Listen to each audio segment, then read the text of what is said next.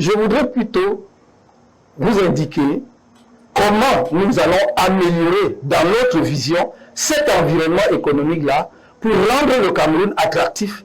Parce que notre objectif, c'est que dans les 5 ou les 3, entre 3 et 5 années qui suivent, si nous étions en capacité de gouverner, que nous ayons un taux de croissance entre 8 et 10%. Ce n'est pas une vue de l'esprit. Je donne quelques indications donc, en ce qui concerne l'environnement économique. Premièrement, il faut faire des états généraux du foncier au Cameroun. Vous ne pouvez pas promouvoir l'agriculture au Cameroun si vous n'avez pas assaini le problème et la situation foncière au Cameroun. Dans notre esprit, il ne s'agit pas que quelques fonctionnaires se réunissent à Yaoundé ou ailleurs pour réécrire une nouvelle loi foncière. Il s'agit vraiment d'impliquer nos autorités traditionnelles, les chefs coutumiers. Il faut que les Camerounais disent ce qu'ils veulent faire de leur terre. Que le régime soit clair. Je voudrais qu'il y ait un cadastre foncier national totalement informatisé. Vous savez, j'ai des personnes totalement compétentes, absolument prêtes. Ça ne nous prendra pas 6 ou 1 an, maximum. Un cadastre foncier national informatisé. En sorte que, je ne dis pas seulement dans la ville de Douala, que il y aura une centrale à partir de laquelle vous pouvez vous dire telle parcelle, on vous dit c'est à tel endroit, c'est à telle superficie, voici sa situation.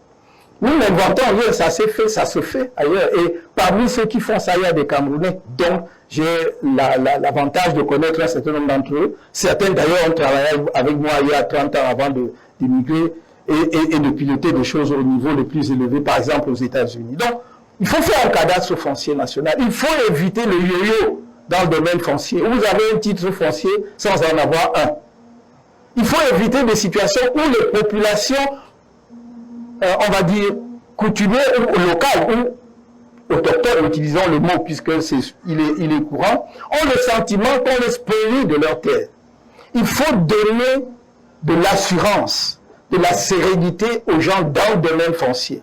Les Camerounais auront à choisir, ils peuvent même choisir de dire qu'ils ne font rien de leur terre. C'est leur choix, non? Moi, je n'ai pas de problème. Mais je dis seulement, si vous voulez qu'on se développe, si vous voulez qu'on avance, créons les conditions pour que l'investisseur, qu'il soit national ou étranger, puisse investir en toute sûreté et sécurité. Qu'il ne mette pas ses investissements et que dès le premier ou le jour d'après, on sort avec les machettes. D'ailleurs, souvent avec l'instrumentalisation de ce que nous appelons les élites, pour venir les enchasser. Il faut vraiment qu'on parle de cette affaire-là, si nous voulons booster l'agriculture au Cameroun.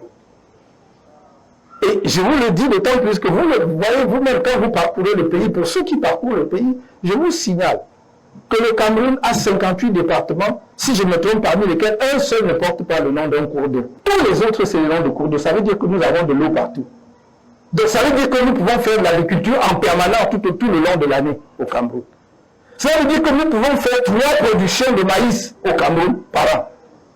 Et voilà que nous importons le maïs. Il faut qu'à un moment donné, nous arrêtions, nous cessions d'être justement ce mendiant-là qui est assis à côté d'une montagne de nourriture et qui mendie. Vous ne pouvez pas être à la source et mourir de soif quand même. Nous avons tout ça et nous ne le faisons pas.